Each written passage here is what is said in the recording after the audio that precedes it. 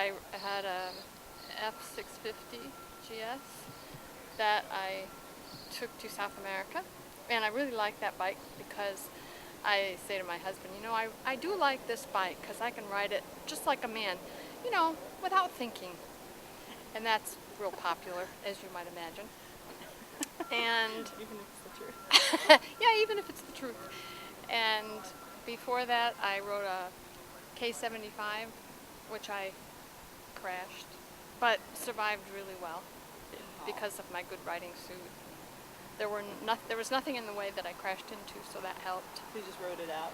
Yeah, I just went off the side of the road and couldn't get back in control and flew through the air and landed in some deep grass, and people said, we didn't think we'd see you walk out of there. Oh, So it must have been a little more serious than I believed it was at the time. And before that, my first bike that I rode seriously was an R65 LS, which I really liked because it was small and manageable, but I quickly tired of it, and then I got my K75, and that was a lot better. So how long have you been riding? Well, seriously, since I got my license in 1988.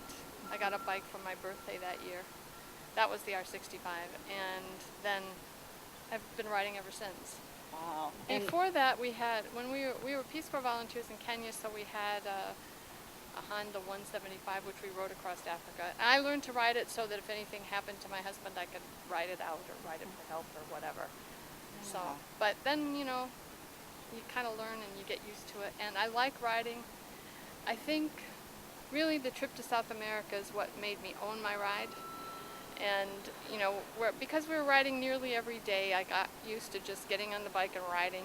And you did what you had to do to get where you needed to go. And it gave me a lot more confidence. Just that continual riding through what would normally be our winter really, really helped. Wow, so do you commute on your bike? I don't because I'm retired. Oh, okay. But I used to take my bike to school occasionally and show to my students who are high school students, and they were pretty impressed that an old lady could ride a bike. And we talked about important safety gear, and so I felt that, you know, my little mission was to remind them to wear helmets and not flip-flops on their feet. Yeah. So, when you were talking yesterday about riding in India and the Royal Enfield, can you tell me a little bit about the experience in India? Yeah, the experience in India was really unlike any other experience because the traffic there in the cities is horrendous, and you just kind of inch your way around. And I remember we came to the first roundabout, and you know, I tried to go, and all of a sudden there was a kind of a van taxi that kind of clipped me, and I kind of looked at him and he kind of looked at me, and he went on and I went on, and that was the end of that. No damage. But you're just constantly, you know, being buffeted by other people, and you know, constantly had to watch. And the funniest thing, I think, one day we were the other woman and I were riding a little bit slower, and all of a sudden she goes, I was just passed by Asari and the guy that the Sikh that wears the turban, by Asari and two turbans or something like that. 3 people on a bike, and I mean, you know, and we're like thinking we had to go kind of slow. Not them. They were just like fast. They had small bikes, so out on the open road we could go faster, but in towns they were used to all the construction, dirt, and just bad road and lots of people, and so they'd just whiz around everything, and we were kind of like slowly going. But it was an interesting 2 months. We actually kept the bikes for 5 weeks, and that was quite enough.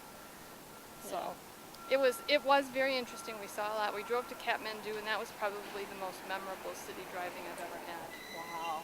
Now why? Because it was crazy well, it too? was. I just remember we had a long ascent to get to the top before you go into Kathmandu, because Kathmandu's kind of in a bowl, and we were following these big trucks and buses that were spewing diesel, and you know, you're trying to get around them on a 2-lane road and meeting traffic and just kind of praying when you were around them. And then, you know, we get into the city, and I just remember we had to make this turn into the city, and there was this bathtub-sized pothole that I had to drive through, and there was a truck on one side of me and cars on the other, and I was like, what the heck? And then, you know, we get into town, and the road kept getting narrower and narrower and narrower and narrower. And then it was like there were just bicycles on us, and it was so crowded, and every once in a while a car would come shooting through, and you're just kind of looking left and right and trying to make your way through. And I was glad to get to our little hotel and So park the bike. what made you start riding? I think we were Peace Corps volunteers in Kenya, Okay. and we weren't allowed to have cars. And then they said, okay, well, you can have a motorcycle. So we bought a motorcycle.